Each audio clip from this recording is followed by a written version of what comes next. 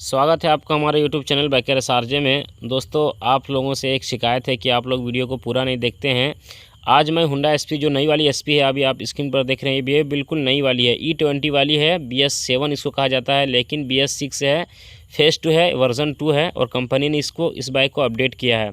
इस बाइक का complete finance details आज हम इस वीडियो में शेयर करने वाले हैं।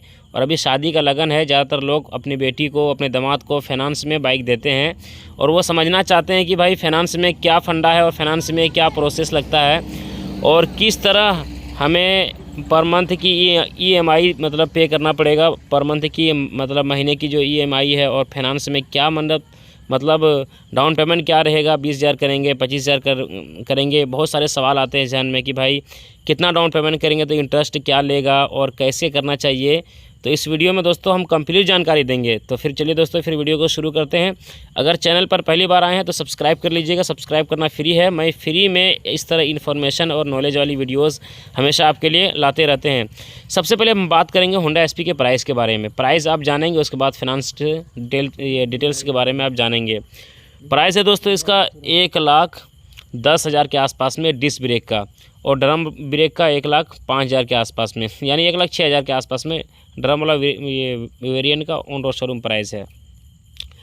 तो प्राइस जैसे दोस्तों 1,10,000 है, और यदि आप 20,000 आपके जहन में है कि 20,000 हम जमा करके बाइक को फाइनेंस कराएंगे, तो 1,10,000 जैसे आप डिस्क ब्रेक ले रहे हैं, फॉर एग्जांपल आप समझिए, और आपने 20,000 जमा किया, जो बचा हुआ राशि रहेगा फाइनेंस, जो बचा हुआ जो पैसा रहेगा वो 90,000 रहेगा।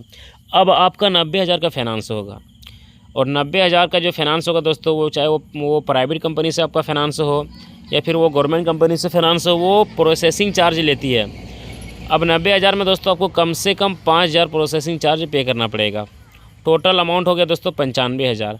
अब 95,000 का आपको फाइनेंस कराना है, तो 1 साल का यदि आप कराते हैं या फिर आप 2 साल का कराते हैं, 1 साल का तो बहुत कम ही लोग कराते हैं। अब जाहिर सी बात है कि भाई 1 साल का वो अगर कराते तो 20,000 डाउन पेमेंट नहीं करते, बल्कि अगर मतलब कहा जाए कि अगर बढ़िया कंडीशन वाला पार्टी है तो वो फाइनेंस फिर क्यों कराते हैं। तो 1 साल में तो मुश्किल है, मतलब 1 साल में तो वो करा ही नहीं सकते हैं। बहुत सारे लोग ऐसे भी है कि 1 साल में भी करा देते हैं। चलिए अब मुद्दे पर बात करते हैं। यदि आप 2 साल का कराते हैं तो 2 साल का आपको इंटरेस्ट निकालना पड़ेगा 95,000 में। यहाँ दोस्तों 95,000 में 2 साल का आप इंटरेस्ट निकालेंगे। 1 साल का इंटरेस्ट दोस्तों यहाँ पे आपको 10% पे करना पड़ता है। बहुत जगह तो 10% से ज़्यादा भी पे करना पड़ता है, 11%, 12% इंटरेस्ट पे करना पड़ता है।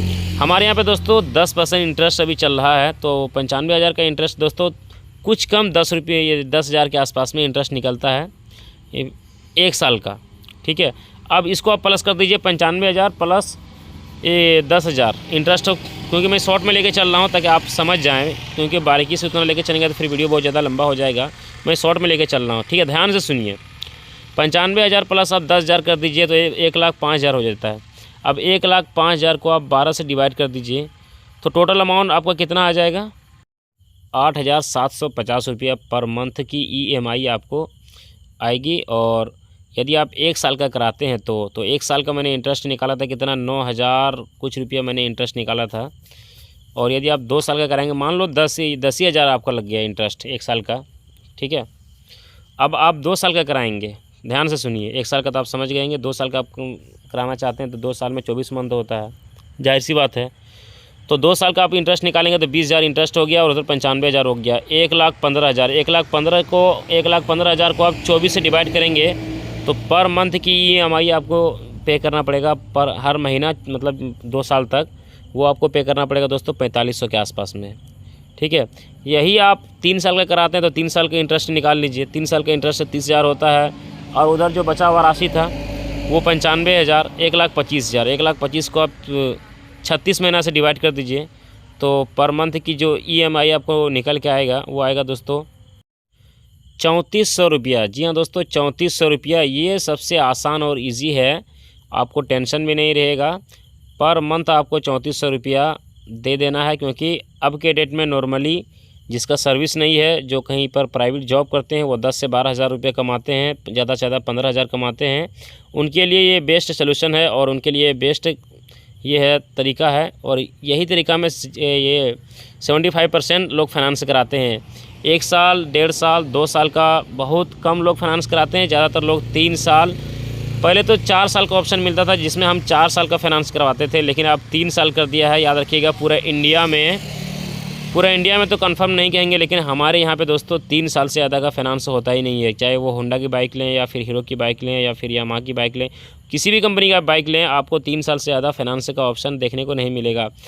अब समझ लेते हैं, आपने 1,25,000 का फाइनेंस कराया, 3 साल का कराया, और पहले आपने जमा कितना किया? 20,000। ध्यान से सुनिएगा, क्योंकि फर्स्ट में मैंने कहा था कि आपने 20,000 जमा किया, बाइक का प्राइस है 1,10,000। फिर से बोल देता हूँ ताकि आपके जहन में वो बात एकदम बनी रहे और आप आसानी से समझ में आ जाए। एक भाई ने इससे पहले भी एक फाइनेंस डिटेल्स वीडियो बनाया था, उनको मैं तहे दिल से शुक्रिया कहना चाहता हूँ कि वो उन्होंने अपना फीडबैक दिया कि भाई बहुत अच्छा एक्सप्लेन आप करते हो। एक डेडिकेटेड वीडियो और एक कंप्लीटेड वीडियो मेरे लिए लाइएगा होंडा एसपी का, तो उसी के लिए स्पेशल ये वीडियो बना रहा हूँ। थोड़ा सा वीडियो लंबा होगा, यदि आप भी देख रहे हैं, आपको भी ज़रूरत है बाइक लेने का, तो आप भी देखिए। तो मैं क्या कह रहा था कि 1,10,000 बाइक का प्राइस है, 20,000 आपने जमा किया, 90,000 बचा, उसमें से प्रोसेसिंग चार्ज लेती है, चाहे कोई भी कंपनी हो प्रोसेसिंग चार्ज लेती है आपसे, 2,000 लेती है, 4,000 लेती है, 5,000 तक लेती है, ठीक है। तो 5,000 95,000 हो गया।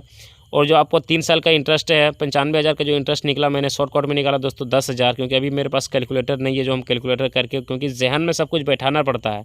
अगर बोलने में मिस्टेक हुआ तो उसके लिए सॉरी है, लेकिन मैं ये कह रहा था कि 3 साल का आप इंटरेस्ट निकालेंगे तो 30,000 होता है, और 95 प्लस 30,000 तो ये कितना हो जाता है? 1,25,000। 1,25,000 और पहले जो आपने जमा किया था 20,000। अब जो बाइक का प्राइस है उससे एक्स्ट्रा कितना जा रहा है? 1,45,000 हुआ ना।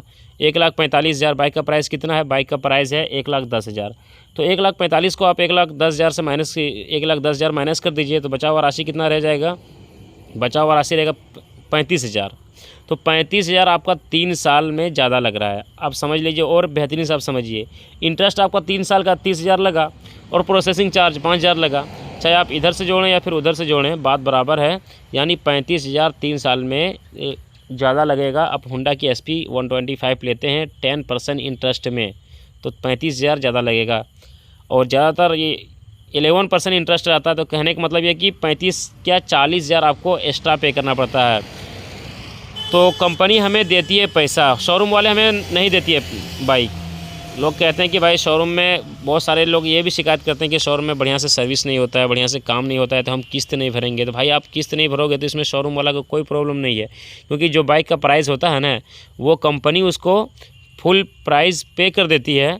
और कंपनी समझिए कि आपको लोन देती है, यानी उधार में आपको पैसा देती है, और आप जो मतलब उसको पर मंथ EMI के रूप में उसको आप देते हैं। तो ये चीज़ हो गया है।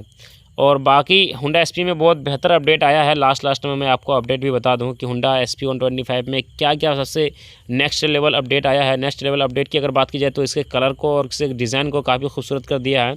काफ़ी अट्रैक्टिव यहाँ पे आपको लुक और डिज़ाइन देखने को मिल रहा है। ग्राफिक्स वर्क में चेंजेस किया है। रियर का टायर सेक्शन यहाँ पे मोटा कर दिया है, और टायर की जो ग्रिप है वो भी काफ़ी बेहतर कर दिया है।